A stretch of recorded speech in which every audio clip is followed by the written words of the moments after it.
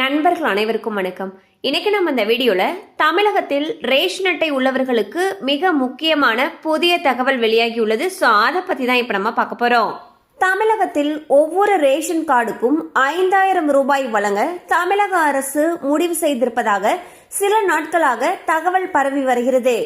இது குறித்து பேசிய கூட்டுறவுத்துறை அதிகாரி ஒருவர், தீபாவளி பரிசாக மோடி அவர்கள் ஜிஎஸ்டி குறைப்பை வெளியிட இருப்பதால் அதற்கு போட்டியாக தமிழக அரசும் தயாராகி வருவதாக குறிப்பிட்டுள்ளார்.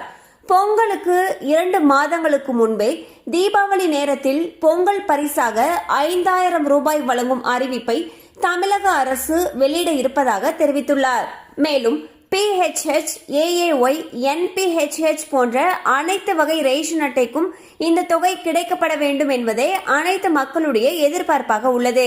ஸோ பாத்தீங்கன்னா வரக்கூடிய பொங்கல் பண்டிகையை முன்னிட்டு ஒவ்வொரு ரேஷன் அட்டைதாரர்களுக்கும் 5000 ரூபாய் நிதி வழங்குறதுக்கு தமிழக அரசு ஏற்பாடு செஞ்சிட்டு இருக்கிறதாக தகவல்கள் வெளியாகியுள்ளன.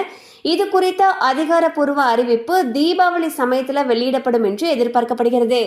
மேலும் இந்த தொகையானது அனைத்து ரேஷன் அட்டைதாரர்கள், அதாவது PHH, AAY, NPHH போன்ற அனைத்து ரேஷன் அட்டைதாரர்களுக்கும் தரப்பட வேண்டும் என்பதே அனைத்து மக்களுடைய கோரிக்கையாக இருக்கு. கண்டிப்பா அந்த அப்டேட் உங்களுக்கு பயனுள்ளதாக இருந்திருக்கும் நம்புறோம். மேலும் இது போல அப்டேட்ஸ் உங்களை உடனே ரீச் ஆகணும்னு நினைச்சீங்கன்னா நம்ம சேனலோடு தொடர்ந்து இணைந்திருங்கள்.